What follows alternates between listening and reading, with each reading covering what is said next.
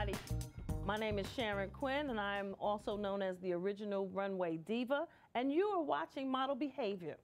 Today's topic is Stylist on Style, and today my guest is a very good friend of mine, Stylist Steffany Allen.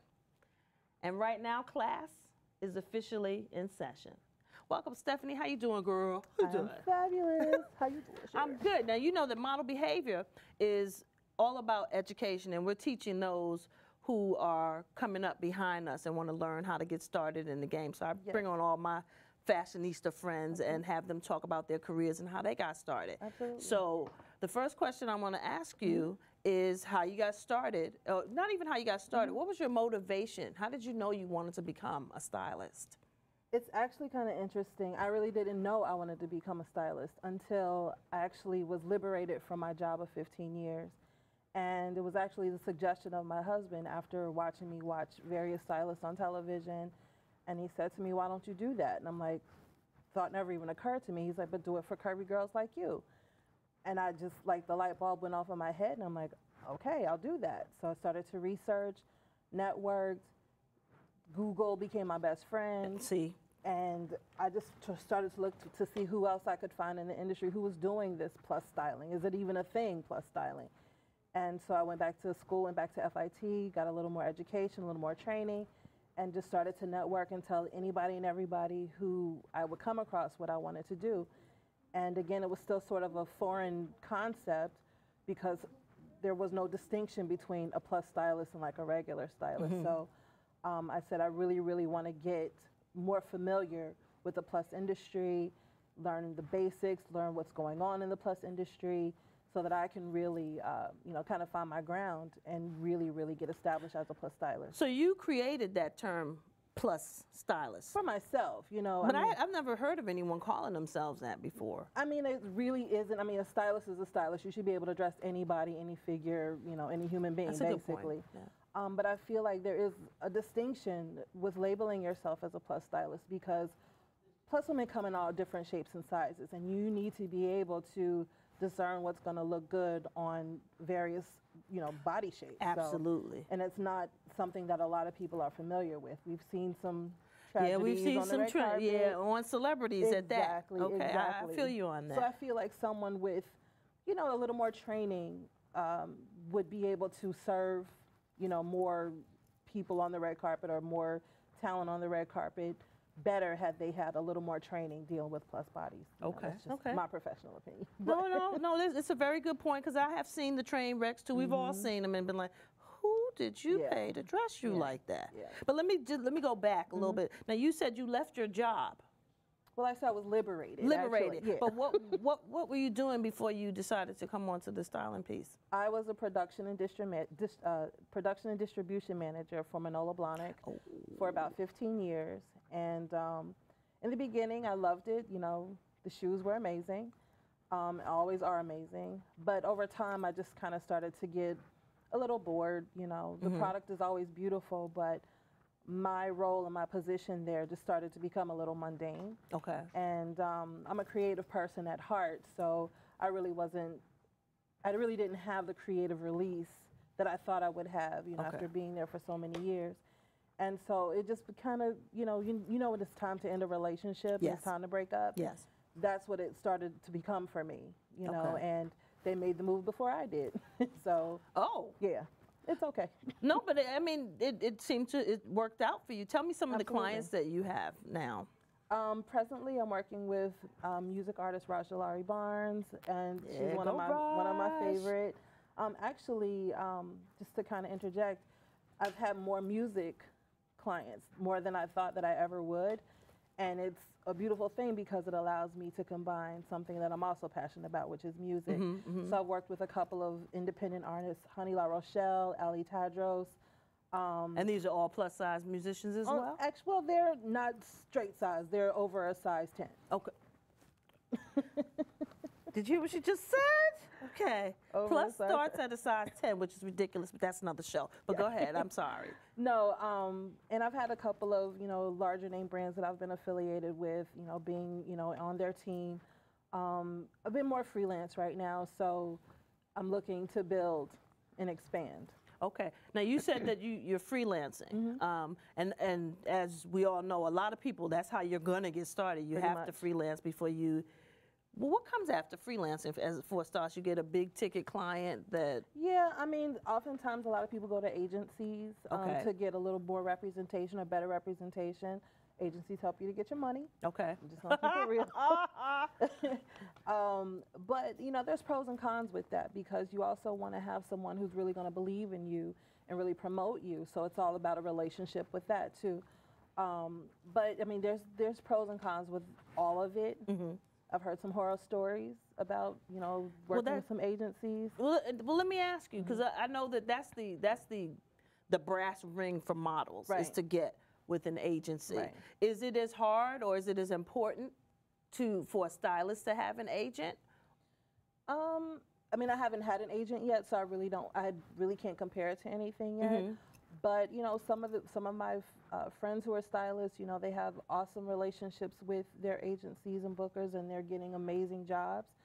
You know, and then some people still have to hustle and grind as though they're freelance. So. And how does one get? I mean, do agents for stylists have open calls? How does that work? How do you get, or do they find you?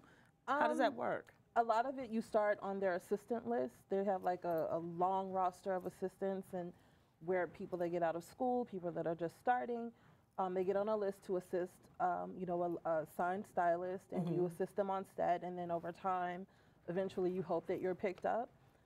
That's kind of like the rule. Some people are able to just walk in the door and they just get booked on their talent alone. So that's actually something I really want to kind of really investigate for myself in 2015, just to see how the road changes for me. You know, you can hustle all day, but if you have somebody that's hustling with you, it kind of makes it a little better. But I know that as a model, even if you get an agent, there's still some hustling involved. There's you can't never any stop guarantee. working and looking for work for you. Absolutely. There's no guarantee that everything is going to be, you know, 100% you're working, you know, 24 hours a day. You know, but the likelihood is a little better because you do have someone that is fighting for you, but you still need to fight for yourself for sure. Okay, for okay. Sure. But so you said that they find you, and sometimes they hire you off your body of work. So I'm trying to understand what that means. Well, basically, you have to set up an appointment with them so that they can see your work, and they'll determine if you're a good fit for their agency. Okay. And then they might send you to someplace else. I mean, this is just, you know, from the research that I've done. I guess every agency is different. You know, same with model agencies. Like, girls come in all the time, I'm sure, you know, in the hopes of being signed based upon what somebody told them or the pictures that they've taken. And if that model is not a good representation for that agency, you're not going to get signed. You know, if you don't fit that mold, you're not going to get signed. So I believe that's sort of the same concept with stylist agencies or agencies that represent stylists, because a lot of them represent makeup artists, photographers, you know, the gamut, you know. And do they have because, you know, modeling agencies, they have a board. Do they have a board for stylists? I don't know that there's a board. They stuff? have links on their website to where you can see the stylists that are signed to their agency, so you can see their body of work. And then, you know, based on what you do, you can see if you kind of fit into that realm of like what they do. Yeah. Clearly, I don't know anything about this whole styling piece. But I want to jump to education, because now I know you got a degree. Tell me a little bit about what you went to school for and what you got your degree in. I actually went to school for fashion design, and I went straight out of high school, originally from Cincinnati, Ohio. I knew I wasn't ready for New York, so I went to college in Atlanta. Just did a 2-year program down there where I got basic training, pattern making. But for me, it's always kind of been in my blood. I've always used to sew when I was in high school. So I've always kind of had a niche for fashion somewhere or another. But I did want to get some formal training, learning how to drape, how to make patterns. So that was my initial goal, to be in fashion. And then over time, you know, as my jobs changed, as I moved to New York and got a little more acquainted with the industry, you know, I'm like, okay, I'm not going to be a fashion designer because everybody wants to be a fashion designer, but how else can I work in this industry? And so I did retail.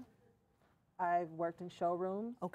I've, you know, done everything, like I said, from production to shipping to all of it.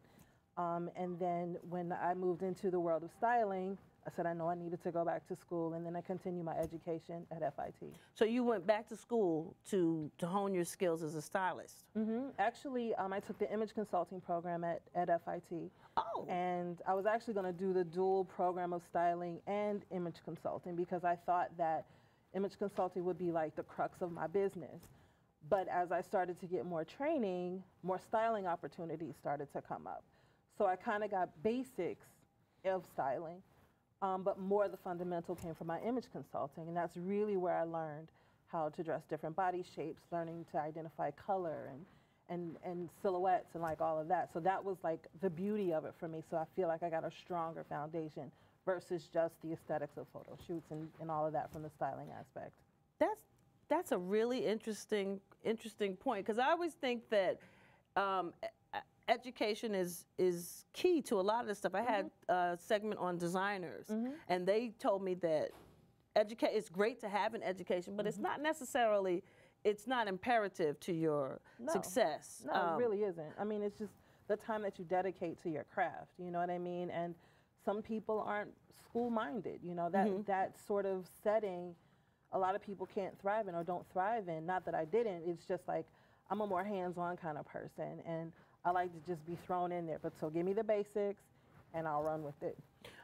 Now, in my years as a model, it took me a minute to realize how important it is to, when you're booking a photographer and you're booking a makeup artist and, you know, setting up to do pictures for your portfolio, how important a stylist is. I had to learn that the hard way, and that was several thousands of dollars of jacked up pictures, because I thought I could style myself. And styling, while it might look easy, you may think it's just throwing some jewelry and putting some clothes together. No, ma'am. There's a rhythm to it, if you will. And I had to learn that the hard way. How important do you think it is? Because, you know, new models, we want to cut corners. We're trying to save money. So we figure, okay, I'll do my own makeup. Don't do that. Or I'll just style my, you know, I'll skip that couple $100 it's going to cost to get me a stylist and do it myself. And then you see your pictures and you're like, oh. So how important do you think it's necessary to book a stylist, you know, save up that extra money to get a stylist? And tell me why. Absolutely. Not just to promote myself and my business, but do that. There are certain details, certain nuances that we see, that we pay attention to, that you as a model shouldn't have to. You know, you should be focused on your posing and things like that. Let me worry about the clips and making sure that things are fitting well and fitting properly. Your accessories aren't, you know, overtaking you. And there's so many little details that stylists pay attention to that models and photographers are not going to be aware of.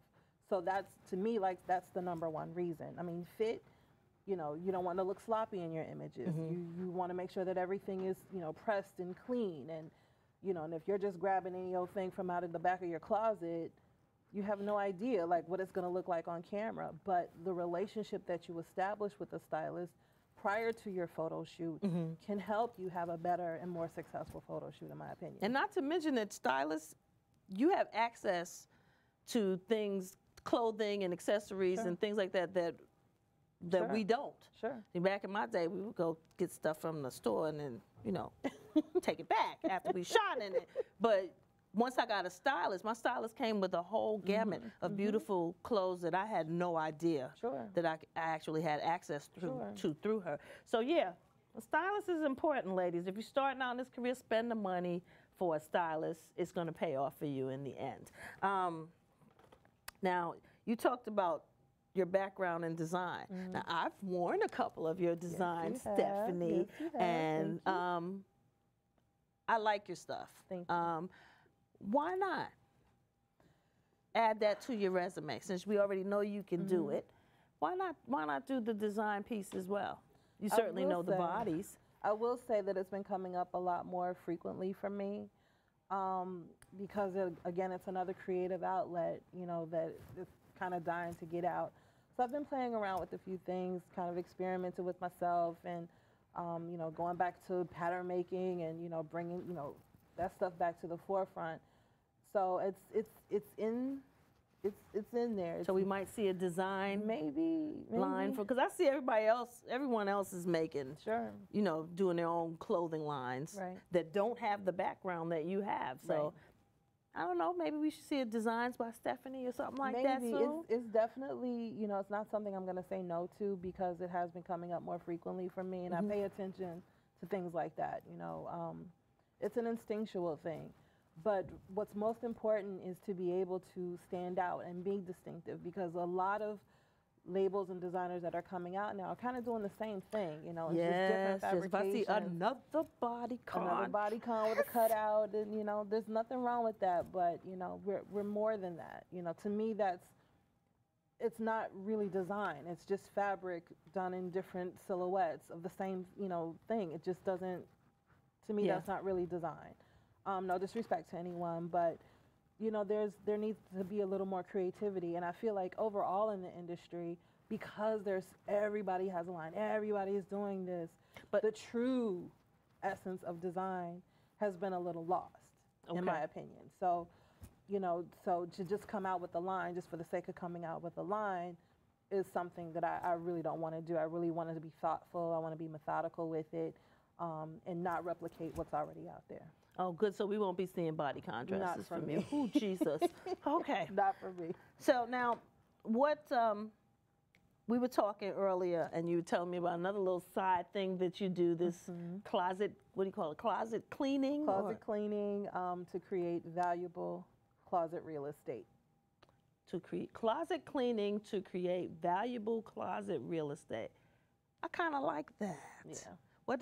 Tell me, you know, expound upon what that means to you. Well, if you're like me, you have a lot of clothes, and it's a lot. There's a lot of stuff that we've accumulated over time, over the years. Seasons, you know, come and go, and we still have stuff that we've never worn, that we have tags on still, and it's in the back of the closet in no man's land. And to me, that's just like taking up space, and you can actually have things in your closet that you're going to wear, things that you can rotate. So what I do is I spend about 4 hours with you. I have you try on everything. We see what fits, what doesn't fit, what needs to be repaired, what needs to be donated, what needs to be trashed, so that you can actually see your clothes and you can enjoy the process of getting dressed. And a lot of us struggle with that because we're overwhelmed by what we have, because we don't know what we have. You know, in the back, don't I have a green shirt with the you would know if it was kind of like if your closet was organized so you can actually see what you have. So instead of getting lost in the depths. I'm sitting here hanging my head because I'm thinking about my own closet with bins, and my husband is going to kill me, but I'm coming up with $400 so I can clean this mess that's called a closet. I don't know where any of my clothes are. So tell me what's next for you. What do you have on the horizon for you? Actually, had the opportunity to do a little more styling outside of the plus realm, and working with some straight size models, working with some men. And so that was kind of an interesting twist for me. Oh, you've been styling men? I have recently. Okay, is that different from style? Is it easier, maybe? Well, to me, the way men dress, there's like a science to that, because you talk about mixing patterns and, you know, ties and what goes with stripes and all of those things, and there's a beauty to it, and I really want to learn that. So I don't want to just thrust myself into something without being educated. You know, spending some time with, you know, some gentlemen that know how to dress, that know how to put a suit together. But I'm thankful for the opportunity that I had, because, you know, a lot of the stuff was already there for me, and it was just about me putting it together and having it make sense to go along with the editorial story. So I was able to nitpick and, you know, do my little thing and add my little nuance to it. And I actually had a really good time. And the guys were so easy to work with. Like, as opposed to working with ladies? Yeah, I mean, they just stood there and they just let me do their thing. And but the girls, because women want to interject. They want to know, like, well, what's this going to do? And, you know, I don't know, and this. And I'm like, oh, my gosh. But, I mean, it's a part of it, you know. But the guys were really easy. It was different working with a straight size model, because I'm used to body. And I didn't have much body to work with there. So, but it was I still did my job. You know what I mean? Right. It was just shifting my brain and, okay, so I don't have to, you know, worry about Spanx for this situation. Ooh. I don't have to worry about, you know, undergarments, are they going to be seen because she can go topless, you know, and, you know, with double stick tape, of course. But I ain't never been able to do that. Exactly. Okay. But, you know, it was a lot of fun, and, you know, it was the same vibe, same energy as it would be in a plus-size photo shoot. You know, the photographer was great. So much so, we, you know, had another conversation afterwards, and we're going to work on some things for 2015, and I'm really excited about that. With the same model? Or no, with different models, but still with, you know, straight sizes and more men. So I'm really excited about this because it was so far off my radar, and to have this opportunity and to have it to be successful to where the photographer wants to continue working with me, I'm like, bring it. What did I tell you when we were talking? You did tell me. Good things are coming for you. Yes. I'm telling you. Because when you're good at what you do, and the fact that you put so much thought into it, and you understand that, okay, no, I don't know this, so I need to go and educate myself about this, or I need to ask someone who has done this, what do I do? Because a lot of people, they don't do that. No, they don't. They figure, you know, changing the game. That's the new phrase. I'm gonna change the game. Yeah. No, you're not without some education. Right. You're not. Right. Tell me some stylists who maybe inspire you. Interestingly enough, in the beginning, it was Rachel Zoe because she had her show on, and that's what kind of like piqued my interest. And actually watching the show, my husband's, that's where he kind of said, well, you're watching the show, you might as well, you know, do something with it. And while I love her personal style, like she's very bohemian and 70s, and you know, a lot of jewelry, and like I just kind of, that's my personal aesthetic. And I like the simplicity of her hand when she's styling her clients. You know, you can, Eva Mendes, Jennifer Gardner, like you see these ladies on the red carpet, and there's not a lot of fuss and muss with them. It's, you know, beautiful gowns and simple accessories, you know, beautiful hair and makeup, and there's just something that, to me, it's beautiful, and I love it. Some stylists, I like, respect June Ambrose, like I love what she does, and, you know, her background and I'm music, so trying not to twist my lips. I'm sorry. I mean, you have to respect what she's done, you know, as a stylist, and, you know, the business that she's created for herself. You know, one of my mentors is Susan Moses. That's my girl right there. She really, really has been a good stronghold for me, you know, those moments when I want to give up and when it gets hard, you know, I can call her, and, you know, she's doing her thing, you know, she's not, you know, her name isn't up in lights, but, you know, she is someone who's got her hand in a lot of stuff. Exactly. And I respect that because she doesn't talk about it a lot, but she's handling her business. And that's something that I've had to learn. You know, you can't, while you want to promote yourself and promote what you're doing, you have to have some discretion. You have to know what to keep to yourself, you know, but promote yourself in a way so that your name is still out there and you still are relevant. And that was one of the keys that I, you know, absolutely have taken from Susan. She's been amazing. And to have her on the level of a Rachel Zoe, of a June Ambrose, who's been in the game before stylist became a buzzword, you know, knowing the fashion industry inside and out, and to be able to have access to her is absolutely amazing. She started out as, we started out back in the 80s. We started out as models doing, we started our own agency called Elegant Extras. Nice. And we found out quickly how hard it is to start a modeling agency. But it has been a joy. That's my girl. Hopefully I'm gonna have her on soon as a guest. But to watch her growth over all this time, she has done some amazing things and styled. She's styled Jill Scott now, I believe, but she styled Queen Latifah. She styled Kathy Bates. And what she did to Kathy Bates was nothing short of amazing. She styled Gabby Sidibe. I mean, she has done her thing, and she is so incredibly modest. Very low key about what it is she does, and that's what I love about her. I'm glad you mentioned her. Absolutely. And how she has, what's the word I'm looking for? Having a senior moment. Supported, helped, pushed me along, encouraged you. Yeah, that's the word I'm looking for. So, if my model behavior listeners, watchers want to find you, you have a website? How can they find you? Tell me about your website. It's www.stephanieallen.com. Okay. And Steffany is spelled Steffanyallen. Okay. Now, let's see. What else do I want to ask you? Tell me about your life in Cincinnati, since we got a little time left. No problem. Cincinnati, while it's a big city in Ohio, it's still kind of small. It was pretty much Black and white people, so I had like a culture shock when I came to New York for the first time.